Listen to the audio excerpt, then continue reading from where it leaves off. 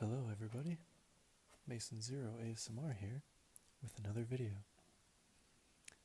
A couple of things before I start this. First of all, if you are coming across this because of Magic the Gathering, then welcome to an ASMR video.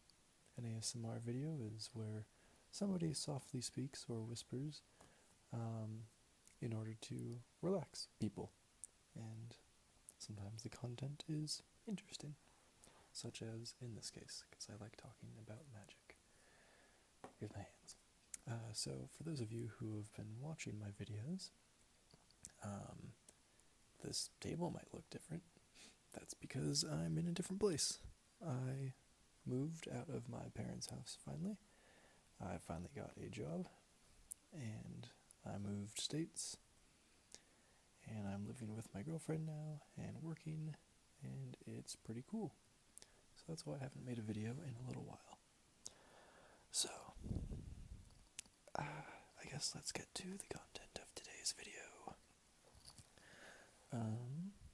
Today I'm going to show you two of my decks. My two favorite ones. I have a standard deck and I have a modern deck. Let's see. I'll do the modern deck first. It's a mono white soldier and tokens deck. I'm going to sort each deck by card type and then go through it, do a little deck tech for you. So I'll get some card sounds in there from sorting, and yeah, I hope you enjoy. I'll be back in a moment. I'll try not to reveal too many cool cards. Put land right in the center. So let me know down in the comments how all you guys are doing. It's been a while. I'd love to hear if some of you regulars are doing these days. It's definitely been a bit.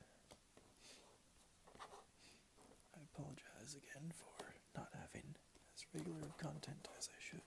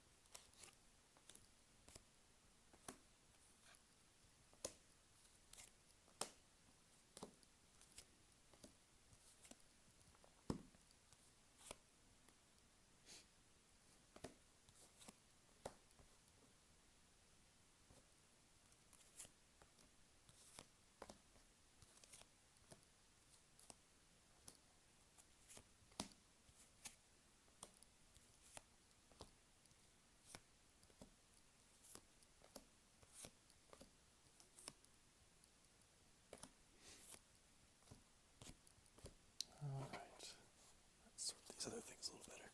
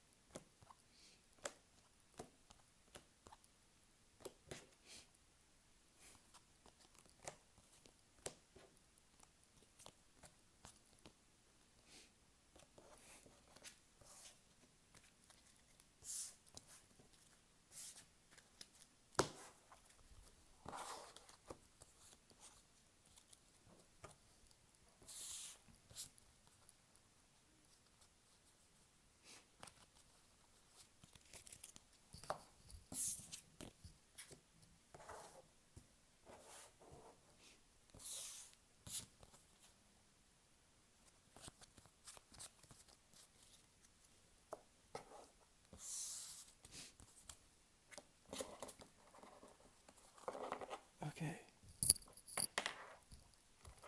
let's go through this. Start with the basic land. We have 1, 2,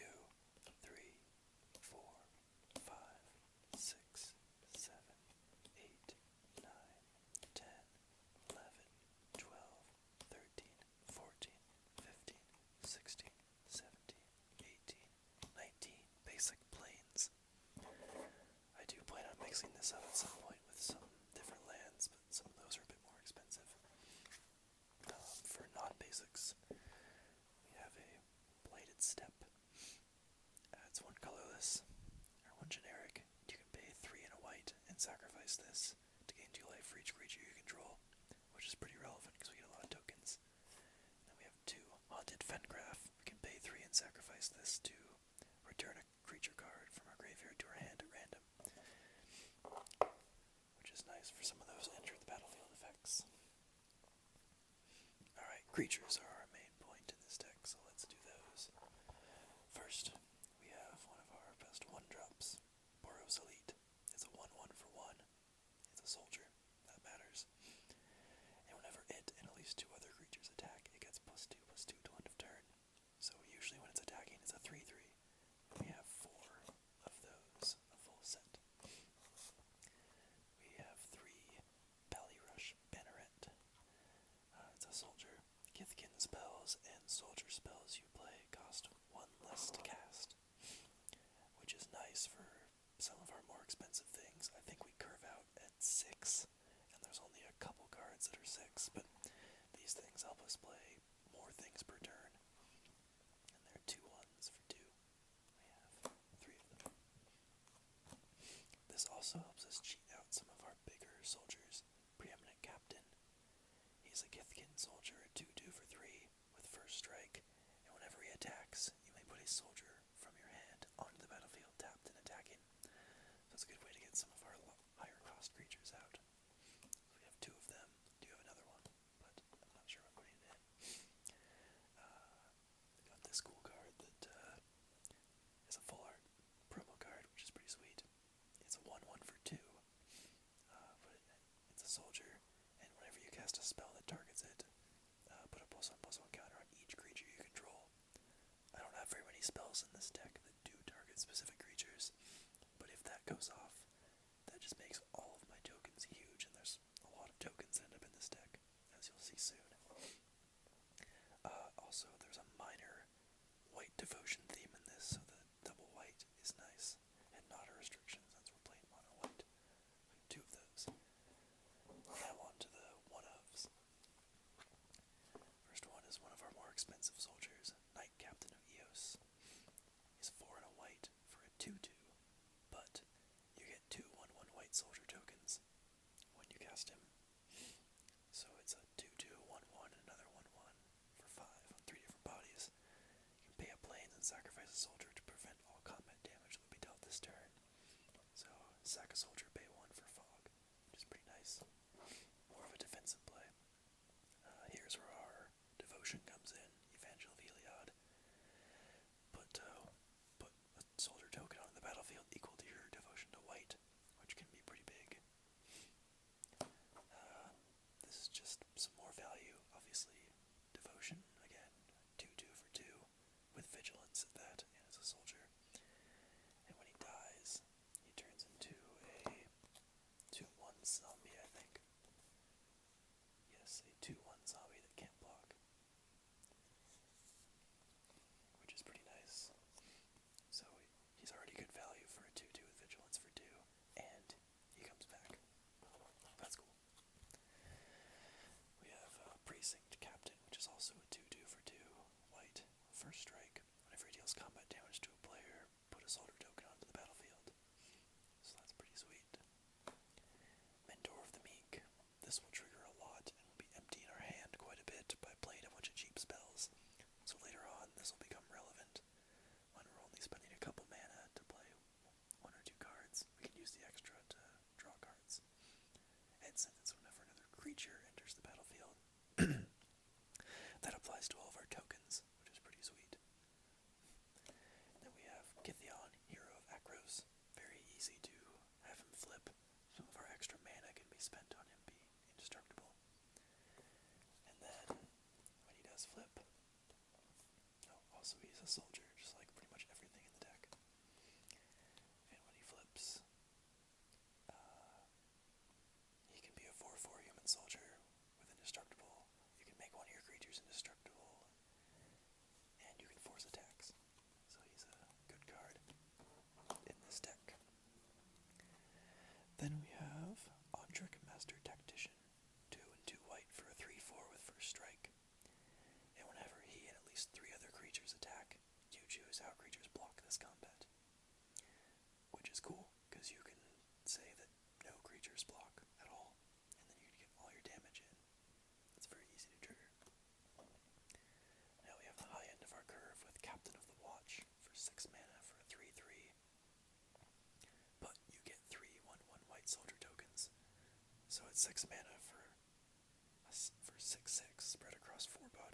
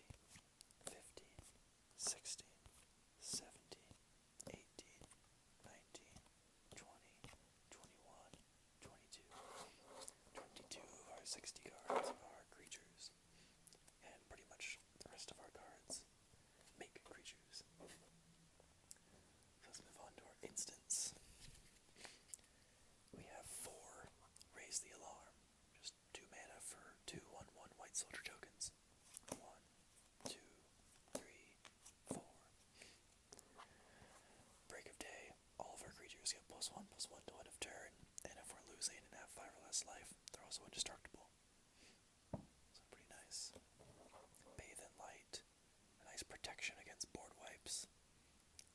Since all of our creatures are white, this works really well. And Midnight Haunting puts 2 1/1 flyers onto the battlefield, just in case we're having a problem with flying creatures. So that's it for instance. For sorceries, those are the important ones in this case. We have 2 Launch the Fleet. Costs 1 mana for each target, including the first one. And when any of those targets attack this turn, you get a 1/1 white soldier token tapped and attacking. That can be very devastating. And the combo, well, actually I'll show the combo at the end of the video. So we have two Launch the Fleet. This is another great card, considering we're going wide. All of our creatures get +2/+1 till end of turn for 4 mana, and it happens on the turn after that. And yeah, this can be quite the blowout. Suddenly, our swarm of 1/1s are now 3/2s, which is pretty crazy. So we got a couple of those. Our last one is Conqueror's Pledge. We'll probably never kick it, because that's 11 mana. But we get 6 soldier tokens, which is awesome. So that's kind of a higher end. We have lots of mana. That's the card we want. We have 3 enchantments. One of them is Spear of Heliod. Creatures you control get +1/+1, and if the opponent has a threat, then we can potentially take care of it by paying 3 and tapping it to destroy a creature. Honor of the Pure. Easy add in. All of our creatures are white. They'll all get +1/+1. Then we have Blind Obedience. Has Extort, so we can gain some extra life if we have extra mana around. And artifacts and creatures our opponents control enter the battlefield tapped. So that helps a lot for our aggressive strategy.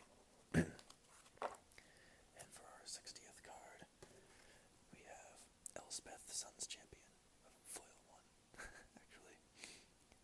6 mana, so the top of our curve, and our only planeswalker, well, I guess Gideon, but our only straight planeswalker that isn't a creature also. Her +1, put 3 1/1 white soldier tokens on the battlefield. Yeah, that's obviously what we're going to be doing most of the time. Her -3 and -7 are good as well, but the +1 is what we care about the most. We want to be aggressive and get those tokens out. So that's that. Now I'll show the combo. It's nothing too crazy, and it could definitely easily happen. Let's see here.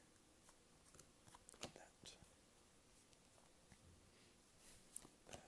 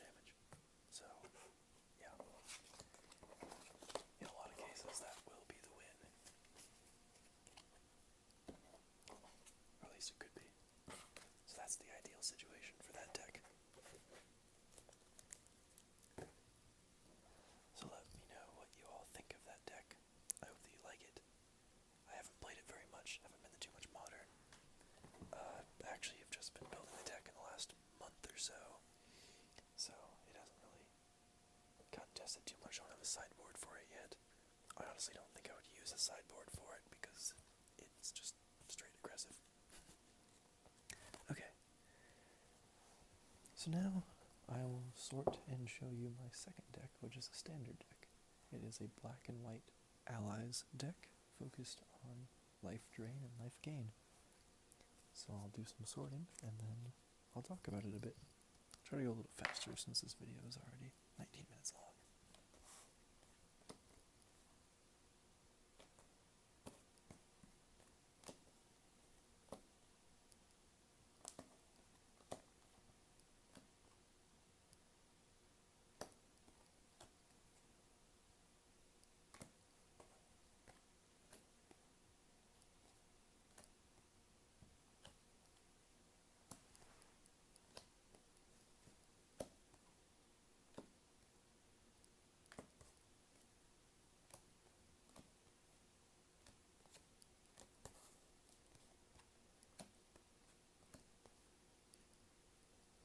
Now the only thing that this deck would be, or that would be nice to have in this deck, is a Gideon Ally of Zendikar. I do not own one. My girlfriend does, and she has her own version of this deck that is very similar to mine. And the fact that it has Gideon is nice. She also has Ob Nixilis in it. I have a couple planeswalkers that are still relevant, but not those. So it could be better. Plus, both of the planeswalkers I have are going to go out of standard relatively soon. So this deck won't be quite as good unless I get my hands on one of those other planeswalkers.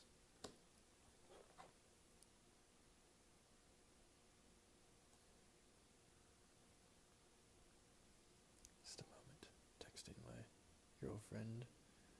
She is going to be home relatively soon.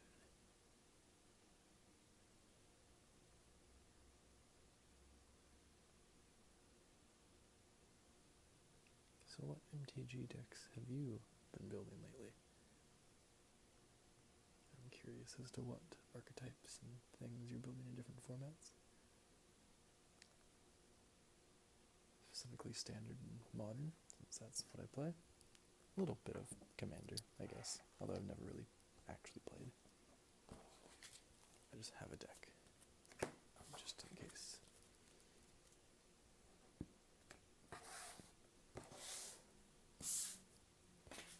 Okay, let's see. Get these a little bit sorted for you.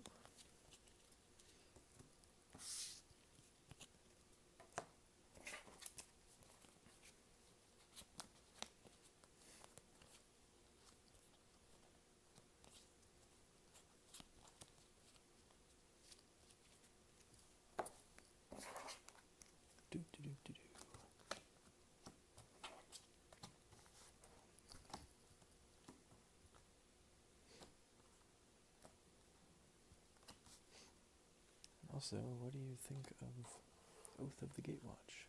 It's been out for a month or so now. Yeah, about a month. Curious as to how you've all been liking it. I like it a little bit. I don't like drafting it as much as I liked drafting Battle for Zendikar, I think. I wish I liked it more. That's okay. I do really like some of the cards in it. I just don't really like it as a whole. But I guess that happens sometimes. My girlfriend and I did each get a booster box of it, so 36 boosters. We opened some good stuff. We each got an Expedition. She got a Sunken Ruins, and I got a Horizon Canopy. She got a Horizon Canopy pre-release, so that was kind of cool. We didn't get any Planeswalkers, even though we got a decent number of Mythics. But then the other day I got my Fantasy Crate for February, which I did not make a video for this time. And the first pack I opened, I got Nissa. So kind of planeswalker after all. Okay, so black-white allies deck. Land base. We have 1, 2, 3, 4, 5, 6 planes, and 1, 2, 3, 4, 5, 6, 7, 8 swamps. So we're a little heavier on the black in this deck. We also have quite a few non-basic lands, especially dual-colored ones. So we'll start off with 3 Shambling Vent. You can pay 3 to have it become a 2/3 white and black creature with lifelink till end of turn, which is nice. I can gain some extra life. Scoured Barrens, we have 2 of them, also helps us gain a little bit of life. Caves of Koilos, just in there for some additional mana fixing. Doesn't come in tapped, which is nice. And then 2 Ally Encampment, which is a very nice rare land for allies. Definitely an auto-include in this deck. It allows us to save one of our allies or return it to our hand to get another trigger. And then Blighted Fen, pay 4 and a black and sacrifice it. And our opponent has to sacrifice a creature, which is great if they're playing big things. We're not playing anything particularly big, so we don't really have anything to go against that. So for our creatures, the most important creature in the deck, pretty much, is Colostria Healer. So we have 4 of them. So 1/2 for 2. When it enters the battlefield or another ally enters the battlefield under your control, each opponent loses 1 life and you gain 1 life. Very important part of this deck. Life gain is the goal. And for our opponent to lose life passively. Ideally, we don't even need to attack. We have 4 Drana's Emissary, flying 2/2 for 1, a white and a black. At the beginning of your upkeep, and you do the 1 life swing, which is pretty sweet. We have 2 Drana, Liberator of Malakir, 2/3 for 3, flying, first strike, and whenever it deals combat damage to a player, you put a counter on each attacking creature you control, which is pretty nice. We have 2 Bloodbond Vampire, which is the main attacker in the deck. It can get huge. Gets a counter every time you gain life, which is pretty much every turn, at least once, if not more. We have 2 Lantern Scout, 3/2 for 3. Its rally trigger is things get lifelink. We have 2 Cliffhaven Vampire, cool card from the new set, 2/4 for 4, flying. Whenever you gain life, each opponent loses 1 life. So basically, all the times when you gain 1 and they lose 1, they end up losing 2 instead of 1. We also have 2 Ondu War Cleric, tap it and an untapped ally you control, and you gain 2 life. Nice thing to do at the end of your opponent's turn. To help make things stronger with the life gain, we have Serene Steward. Whenever you gain life, you may pay a white to put a +1/+1 counter on a creature you control. And last but not least, at the top end of our curve, we have Felidar Sovereign, a 4/6 for 6 with Vigilance and Lifelink. And it has our sort of secondary win condition. If we have 40 or more life, we win. It could happen. We have 1 artifact to help trigger the ally triggers. Captain's Claws. Whenever the equipped creature attacks, you get a 1/1 ally token. So that helps get some triggers in the middle of combat, which is very nice. For instance, we have some removal. We have 2 Grasp of Darkness, 2 black, which is no problem for us, to give something -4/-4 till end of turn. We have 2 of those. 2 Butcher's Glee. One of our creatures can get +3/+0 and lifelink till end of turn, and is regenerated. We have 2 of those, which is a nice little surprise. Helps us gain some extra life. For sorcery, we have 2 March from the Tomb. We can throw our allies away as blockers, and then return a whole bunch of them. So those are pretty nice. For some additional ally triggers, we have 2 Allied Reinforcements. You get 2/2 white knight ally creature tokens onto the battlefield. We have a couple of those. For removal of planeswalkers, we have Ruinous Path, just 1 copy.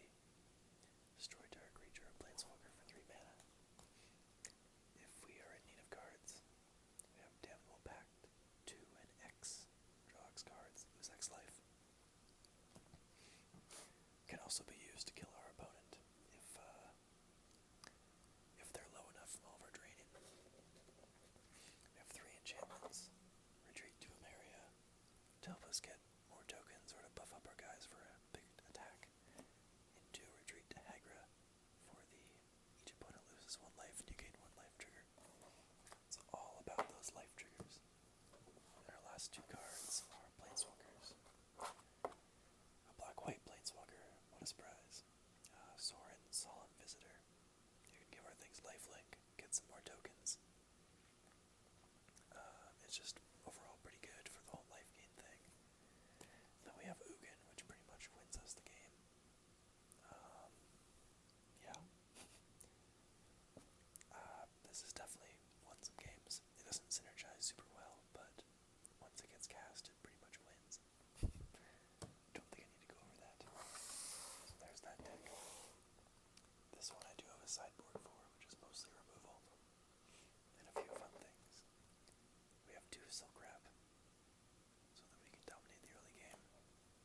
2 Felidar Cup, just in case our opponent's running scary enchantments. 2 Pacifism, an extra retreat to Emeria, just in case. A Call the Gatewatch if we want to find our Ugin. Retribution of the Ancients. We get a lot of counters, so it could be a good removal spell. Hedonist Dro is pretty fun. When it enters the battlefield, exile all cards from target opponent's graveyard.